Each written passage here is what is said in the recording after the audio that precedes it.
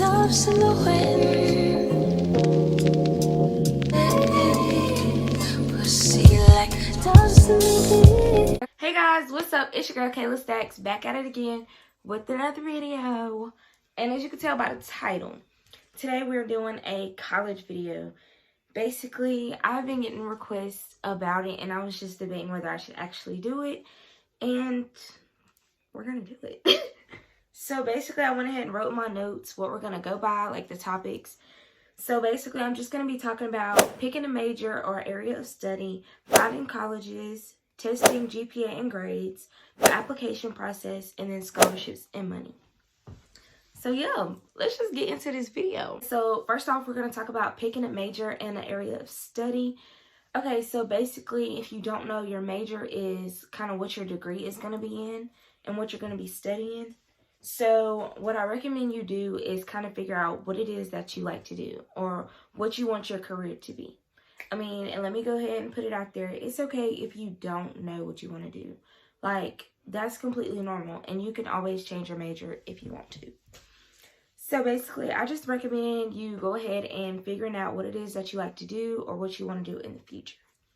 For me, my major is psychology. I plan on going to get a doctorate degree in psychology. So yeah, a lot of college ahead of me. Okay, so you can also do minors in like concentrations. Basically, if I wanted to do a minor, I'd probably do it in like sociology, or sometimes you can do a concentration of like social work. It just depends on the college, really. Okay, so next up, we're going to talk about actually finding colleges. Okay, so after you find kind of your major and what you want to, go after, you need to go ahead and find the best colleges for that major. You want to get the best education possible. You want to get a quality education. And a lot of people don't, have to think about HBCUs and PWIs. Basically, an HBCU is a historically black college. There's a common misconception that like only black people could go there, and no, anybody could go to a HBCU, just like anybody can go to a PWI. Where at HBCUs, like black people would be the majority, and at PWIs, white people would be the majority. Predominantly white institutions.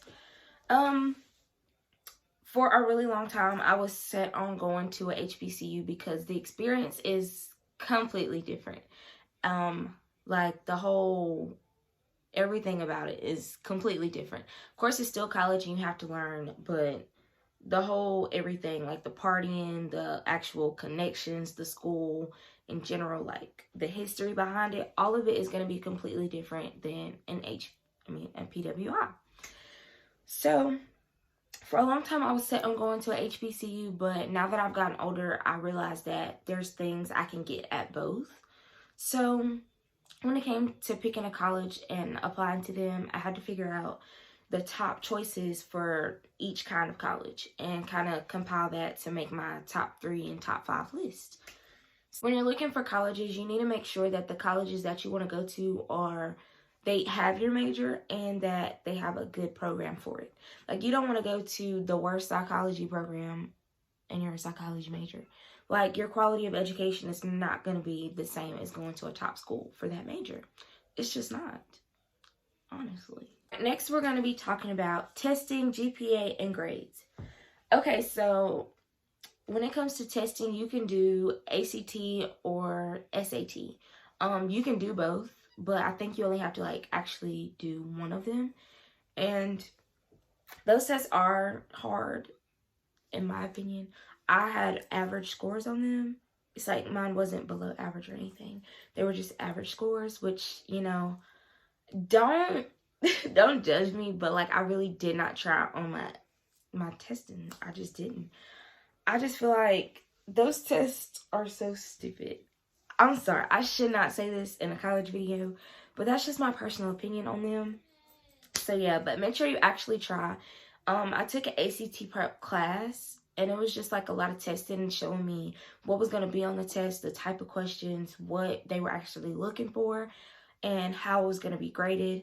Basically, like the ACT is kind of like a lower range, and your SAT is going to be like in the thousands. and they test for different things. One is like your quality of work, and the other one is something like your actual work ethic. No, I said that so backwards. One of them is like how hard you work, and one of them is like your actual like academics, like your actual work. But y'all get the concept.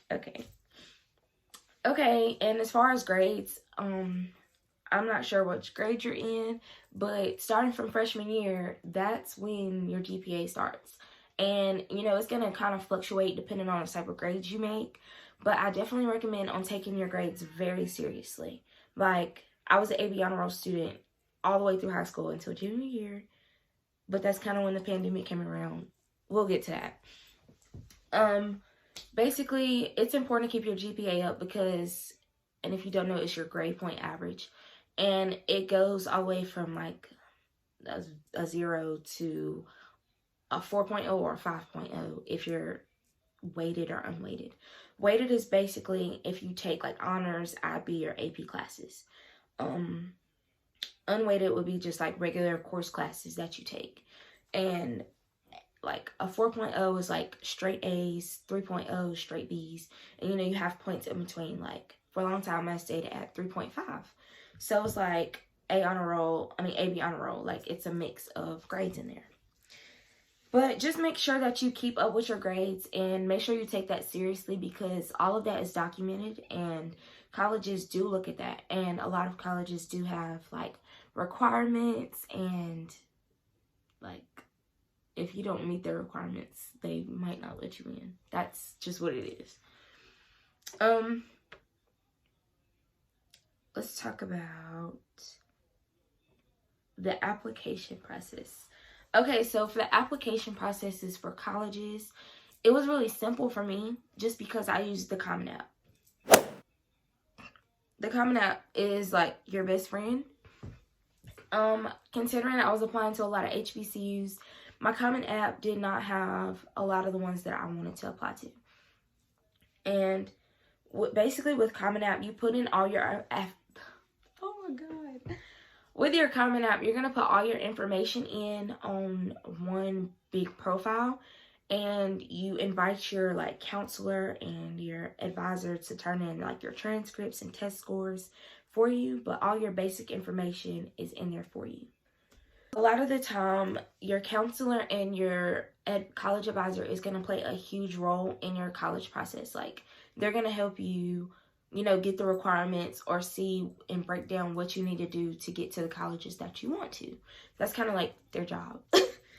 And I must admit, this year, my counselor was a big help because starting off, for some reason, we did not have a college advisor for some reason, and a lot of the seniors at my school, we figured out the entire college process by ourselves. That's the only reason I feel comfortable like explaining this stuff to you, because I kind of, you know, went through it alone and I'm telling you through experience. So basically, you're going to want to, you know, have somebody to guide you through the process. Don't go in blind like me, because you got somebody to help you. I promise. Anything else with your college application process, you have to meet the requirements of each college. Like, some of them have writing supplements where I would have to write what I wanted from the college and why I wanted to go there. And some made me tell about work experiences, and some asked about activities and stuff like that. So, also, along with the college application process, I told you if you use the Common App, you're going to go ahead and put activities, and I'm telling you, list every possible activity. I'm talking about varsity and JV sports. If you do any type of club, I don't care if it's anime club, they like to see involvement. So in my case, I put student government, I put FBLA, I put sports, I put volunteer work. I mean, everything that you do needs to be on there. And I put that I had a job on there. Colleges like to see your involvement and your dedication to causes. Like, that really helps a lot. Moving on, we're going to be talking about scholarships and money. So as far as scholarships, I was awarded different scholarships depending on the college. And going back, talking about HBCUs and PWIs, whichever one you're a minority at, you're probably more likely to get a scholarship for them. So when it came to HBCUs, I did not get scholarship money unless I applied for it. And when it came to PWIs, I have a lot of scholarship money. It was one of the first acceptances I got, and they gave out, this school like in general gave out a lot of scholarship money to like a lot of people. So they gave me the Clara Cox scholarship, which is $18,000 per year. That's a lot of money, bro. So basically it was dang near a full ride, which that is Guilford College, and it is a PWI, so I would be considered a minority. And, you know, sometimes that does not go into play at all. Like, sometimes it's GPA requirements or, you know, sports. You know, it could be either way. You know, sometimes they just hand them out just because. So it doesn't always have anything to do with you being a minority or not. But sometimes that is the main. As far as applying for scholarships, you can go on Pinterest or online. And my school also provided me with like different lists and opportunities for scholarships. So I really recommend taking advantage of that. So when the time comes, you're like prepared to pay for college, because college is really expensive. Like thousands of dollars goes into education. And a lot of people don't realize that. So, you know, I feel like people should prepare for it ahead of time if possible. So, you know, as far as other sources of money, you can do FAFSA. That's like financial aid. Is that how you say it? That's financial aid. Basically, the government or the school giving you money towards your education. You have to fill out a lot. It's like based on income of your parents, and if you have a job, if you're married, it's a lot. I recommend having somebody to do that with you, because that process is not easy, and I did it by myself. Baby, don't do that. Also, you can get grants. I believe you have to either be awarded them or you can apply for them. I'm not entirely sure. Grants are just like money you receive that you don't have to pay back. It's kind of like a scholarship. You know what I'm saying? Other than that, in my case and a lot of other people's cases, if you're from a military family. Me personally, my dad was in the military and he's considered a disabled veteran. So I get money from I think if I stay in state, my tuition is covered for free, which, you know, is a big blessing considering how expensive college is. So basically how that works, if you're a dependent of someone who was in the military, you get money for your in-state. It could be out of state. It just depends, I believe.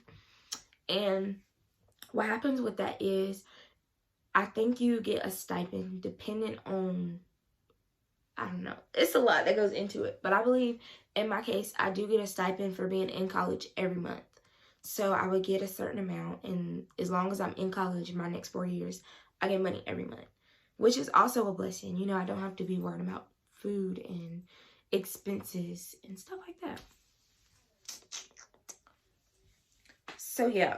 So I've talked about picking a major and area of study, finding colleges, testing GPA and grades, and application processes, scholarships, and money. And I believe that's it. Let me think about it. Let's talk about visits and connections. Like, connecting and visits is a big deal. Like, before the pandemic started, I had went to about 3 or 4, maybe 5 college visits. I've seen Winston-Salem State, UNC Charlotte, A&T, UNCG, and possibly somewhere else.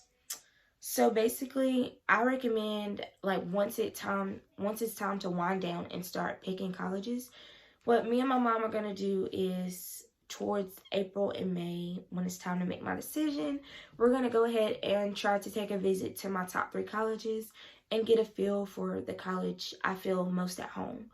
Because I feel like it's important to know where you'll fit in and where you'll like it.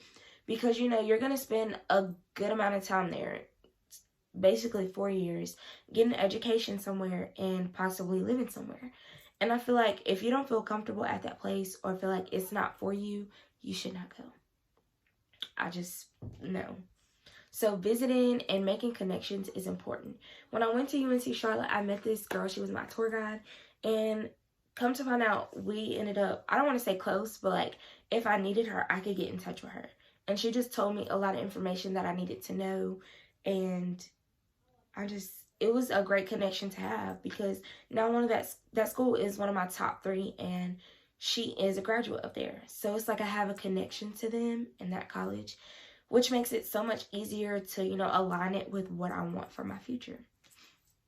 If you're a senior now watching this video, I recommend looking at the places, well, the colleges that have accepted you, and kind of going through Instagram and looking up your class and that name. Like, you would type in, I got an acceptance today from Norfolk State University. So what you do is find the Instagram page like this, class of 25, and it's just like a lot of people that trying to go to that college, and you just connect with them. And some people find their roommates like this and all of that. So I definitely recommend making connections, whether it be with alumni or future students, because I just feel like that is going to put you ahead so much. And it's going to make you feel so much more comfortable going to that place or finding your place at that college. So, y'all. If y'all have any other questions for me or anything like that, basically, this was just me telling y'all this is how I went through my college application process and preparing myself and getting my acceptances. So, yeah, I really hope y'all liked this video and found it helpful. That was weird. Yeah, I really hope y'all liked this video and found it helpful. Make sure y'all like this video, comment, subscribe, and as always, stay blessed.